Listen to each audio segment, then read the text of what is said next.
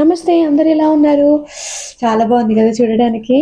అదేనండి మన బఠానీతో రగడ. అయితే ఇది మనకి స్ట్రీట్ స్టైల్‌లో టేస్టీగా ఉండాలి, కానీ హోమ్ ఫుడ్ హెల్తీగా ఉండాలి అనుకునే వారి కోసము ఇది ట్రై చేయండి ఒకసారి, చాలా బాగుంటుంది.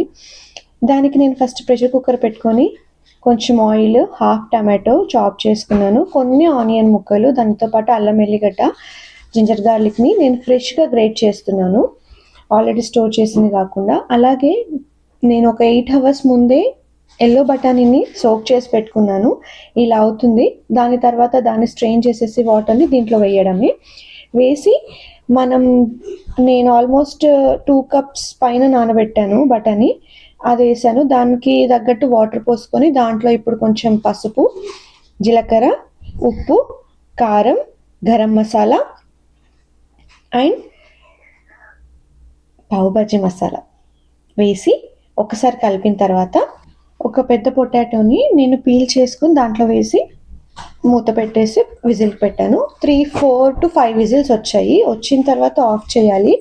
అది చల్లగా అయ్యే వరకు నేను పక్కన పెట్టి ఆ గ్యాప్లో ఇట్లా బ్లెండర్ తీసుకొని కొంచెం కొత్తిమీర, ఒక పచ్చిమిర్చి, కొంచెం ఉప్పు, చింతపండు, అలాగే నా దగ్గర ఫ్రోజన్ మింట్ ఉంది, పుదీనా, నేను అది వేసాను. ఒక 5-6 రెమ్మలు పుదీనా వేసి ఒకసారి బ్లెండ్ చేసి పక్కన పెట్టుకోండి.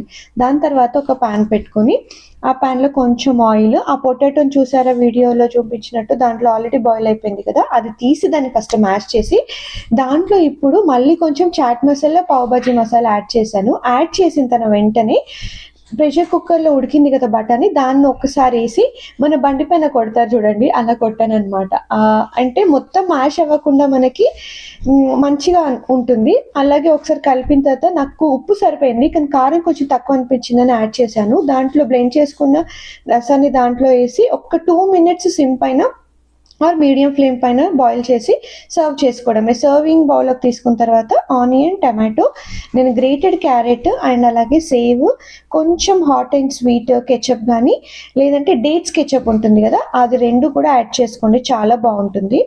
దానితో పాటు పెరుగు, చిక్క పెరుగు కాకుండా ఇలా మజ్జిగగా చేసుకుంది యాడ్ చేసుకోండి. ఒక్కసారి నా స్టైల్లో చేయండి, నాకైతే నోరు ఊరిపోతుంది. టేస్ట్ కూడా అద్భుతంగా వచ్చింది, వాసన అయితే అమోఘంగా వచ్చింది.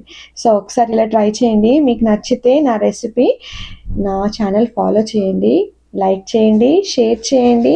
Thank you so much for watching. మా ఆయన అయితే చాలా ఎంజాయ్ చేస్తూ తిన్నాడు. Thank you.